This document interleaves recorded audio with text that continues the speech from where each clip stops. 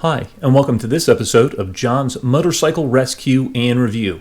Today, we are looking at Honda's diminutive VTR250 Interceptor. We're going to be looking at the history of the VTR250 Interceptor. We're going to be looking at some of the specs on the bike, and I'm also going to be giving my riding impressions of the VTR250. This is the 8th in my Blast from the Past video series.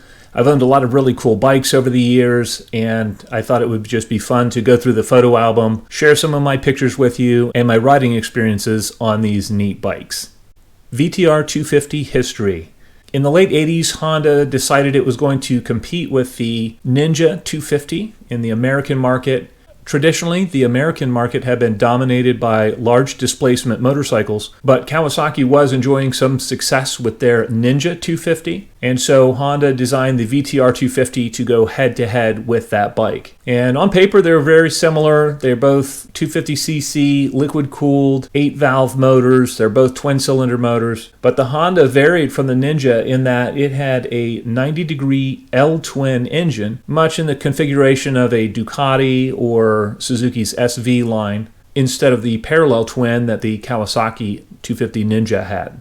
The VTR 250 was produced between 1988 and 1990, so it only had about a 3-year model run here in the US. It was significantly more expensive than the Ninja 250, didn't really offer any more performance than a Ninja 250, and I think that's what ultimately killed it. The VTR 250 had a 249cc L-twin. It was liquid cooled. It had 4 valves per cylinder. The red line on it was 13,500 RPM, and the total horsepower on the bike was right around 26 horsepower, and the total torque was right around 13 foot-pounds of torque. The VTR 250 had a steel tube frame. It wasn't overly sophisticated, but it did the job nicely. It had a single shock in the rear that was preload adjustable, and it had a single-sided exhaust on the bike. It did not have dual exhausts. It had a 3.4-gallon fuel tank. It had a 6-speed transmission, 11-to-1 compression ratio, and it weighed 367 pounds wet. Instrumentation on the bike consisted of a speedometer and a tachometer and a temperature gauge. And one of the unique features of the Honda, if you look at the front brake, it looks like a ventilated drum brake. It is actually what was called the inboard disc brake, and it was a disc brake that was kind of housed inside the wheel. But it has a dual piston caliper acting on the disc. It also has a drum brake in the rear of the bike.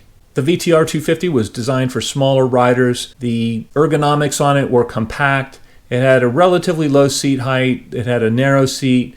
The foot pegs were placed somewhat high on the bike, and the bars were semi-upright. It wasn't too committed as far as a sport riding position, but it was a neat-looking bike. The fairing design was neat. Color choices on this bike were kind of funky. They were the late 80s colors. You had the teal and white and blue and magenta. You also had a light blue and white one. They made a red and black one. They were kind of some odd color choices if you look at it in light of today's color choices on motorcycles. What was the VTR 250 like to ride?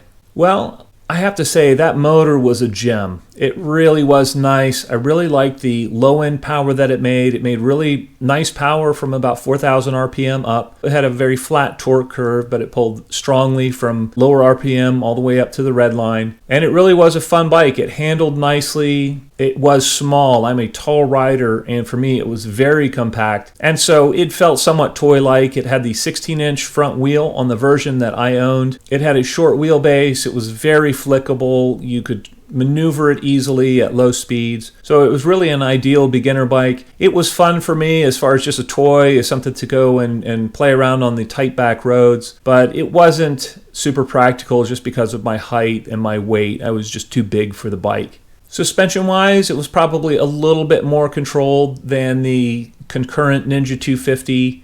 Like the Ninja 250, the VTR 250 was really designed for the beginner rider. It was designed for the smaller rider, and it really appealed to the beginner. It appealed to somebody who wanted to get on a bike and learn to ride. It was lightweight, easy to manage, and in those categories, it really was a success. It was a very nice bike, and worldwide, the VTR 250 continued to be produced in other markets in many different iterations over the years.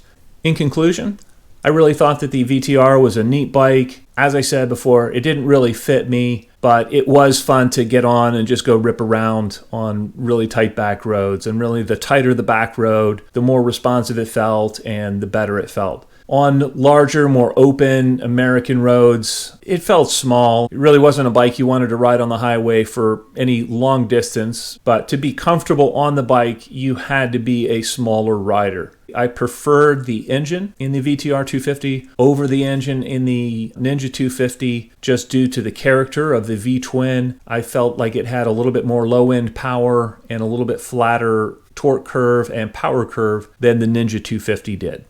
Well, I'd love to know what you guys think. If any of you have owned a VTR 250 in the past and want to share your experiences in the comment section below, please feel free to do so. As always, I hope you found this video entertaining and informative, and until next time, enjoy the ride.